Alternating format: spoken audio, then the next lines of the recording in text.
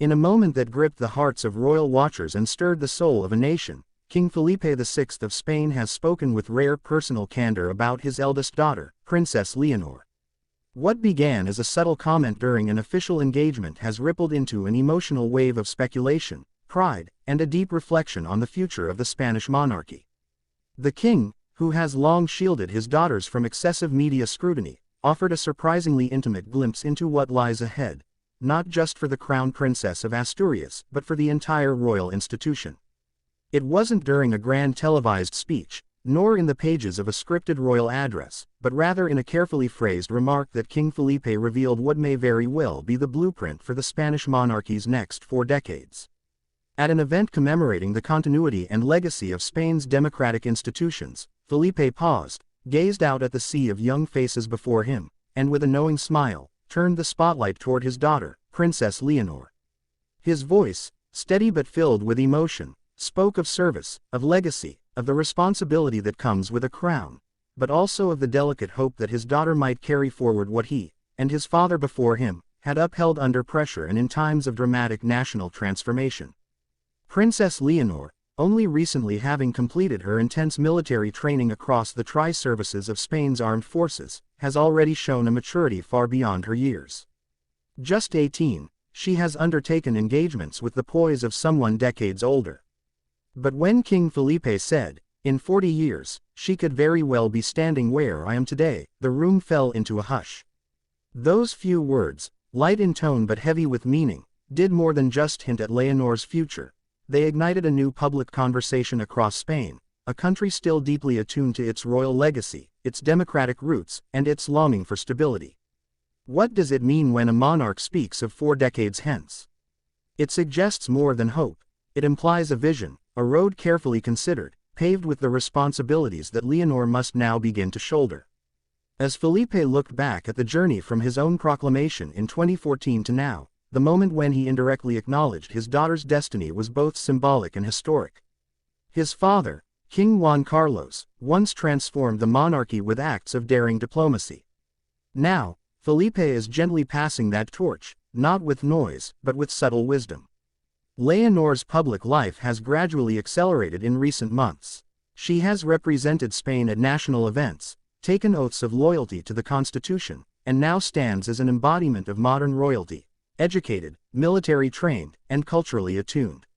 Her public image has shifted from that of a shy royal child to a young woman with purpose and vision. The monarchy's press office has carefully curated her appearances, allowing her to speak in measured tones, but always with a message of unity, service, and duty. Insiders within the Zarzuela Palace speak of a princess who rises before dawn, whose days are packed with lessons not only in constitutional law and history, but also in interpersonal leadership and diplomacy. Her military training wasn't symbolic, it was brutal, physically and emotionally demanding, designed to show her that leadership begins with personal endurance. She has not been spared the discipline her fellow cadets endure. In fact, some say she worked harder, knowing that every misstep would be broadcast in headlines. King Felipe knows the weight of that crown intimately. He ascended during a turbulent moment, seeking to restore faith in the monarchy after scandals rocked the public trust. It's no coincidence that he has raised Leonor in a culture of integrity and self-discipline. He has watched other European royal houses, like those in Denmark, Sweden, and Belgium, modernize, adapt, and prepare their heirs with precision. Felipe is now doing the same, but with Spain's unique political fragility and deeply historical divisions in mind. Leonor's destiny is not just a continuation of monarchy, it is a test of whether monarchy itself can remain relevant in a rapidly evolving Spain. And Felipe, by publicly projecting 40 years into the future, is making a profound bet, not only on his daughter, but on the enduring power of constitutional monarchy as a stabilizing force. He is saying, without pomp, that the crown has survived for centuries not by force, but by adapting. And now, it must adapt again, with Leonor. Critics of the monarchy have long argued that the institution is outdated, unaccountable, or symbolic at best. But Philippe's calm assertion, that his daughter may be queen in 4 decades, reframes the monarchy not as a relic, but as a living institution, being actively shaped and refined. The king is planting seeds, not just for the future of his daughter's reign, but for the public's long-term relationship with the crown. His statement reminds us that monarchies, unlike elected officials, play the long game. And when done right, that game is about continuity, stability, and reflection. In the backdrop of this conversation lies Leonor's recent appearances at national parades, school ceremonies, and international forums. Observers noted how she engages with diplomats, veterans, children, and academics, not with scripted formality, but with genuine attentiveness. She listens more than she speaks, a trait not often seen in young public figures. Behind closed doors, her mentors include former statesmen, historians, and legal scholars who prepare her for a role that requires balancing tradition with transformation. The Spanish public has responded to King Felipe's comment with a blend of curiosity, pride, and renewed scrutiny. Polls suggest growing approval for Leonor, especially among younger Spaniards who see in her a reflection of their own aspirations, global, informed, and poised for change. At the same time, older generations still carry the memory of Francoist Spain and the monarchy's role in restoring democracy. For them, Leonor represents not just hope, but continuity. Felipe's subtle but powerful public acknowledgement also carried a paternal tenderness. This wasn't just a king speaking of an heir, it was a father speaking of his daughter. In that moment, the crown wasn't cold metal passed down from monarch to monarch. It was a living legacy, warm with love, discipline, and purpose. He has watched Leonor grow, face the cameras, the protocols, the uniforms, and the expectations with silent strength. And now, he's allowing the public to imagine her, not as a girl in waiting, but as a woman who will one day reign. Sources close to the royal household suggest that Leonor is already preparing for future constitutional responsibilities. She receives weekly briefings on domestic policy and international affairs. Her Spanish is flawless, but she is also fluent in English, French, and Catalan, and currently studying Arabic.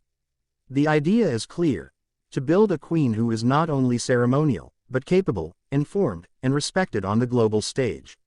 Felipe's vision is clearly one of long-term stewardship. His comment hints at a peaceful, seamless transition, one that will unfold slowly, as Leonor matures and carves her own path. He is grooming her not to imitate him, but to transcend him. And in doing so, he is building public trust not just for her reign, but for the very institution she will one day lead. He is saying that this monarchy will not be imposed, it will be earned. Behind the polished speeches and poised appearances is a family navigating immense pressure. Queen Letizia, often portrayed as the modernizer within the palace, has reportedly been instrumental in shaping Leonor's education and values. Her influence is seen in Leonor's precision, in her mannerisms, and in her sense of decorum. Letizia's journalistic background ensures that every word spoken by Leonor is deliberate, purposeful, and grounded in understanding. The 4-decade timeline Felipe hinted at does more than shape public imagination, it offers a narrative arc for Leonor's journey. It invites Spaniards to watch, not passively, but actively, as their future queen grows. It challenges critics to judge her not by inheritance, but by character. And it allows the monarchy to shed its opaqueness and become transparent, organic, and human. As Leonor continues her training, her speeches, and her engagements, the media will undoubtedly track her every move. But perhaps Felipe's greatest achievement is removing the mystery and instead offering a vision grounded in patience, trust, and realism. He is saying that leadership is not about charisma or grandeur, but about responsibility, continuity, and evolution. Leonor now stands at a symbolic crossroads. The years ahead will test her resilience, her choices, and her ability to unify. Felipe has laid the foundation, but she must build the walls of her reign. She will do so not just with titles, but with every conversation she has, every hand she shakes, and every moment she shows the nation that she is one of them. And so, in one powerful phrase, King Felipe has begun to slowly hand the baton to the next generation. The echoes of his words will linger in the halls of Spanish history for years to come. And the question remains not whether Leonor will be queen, but what kind of queen she will become. That, in the end, will be the true legacy of Felipe's reign. As Spain looks toward the future, one cannot help but ask, are we witnessing the quiet dawn of one of Europe's most transformational reigns in the making?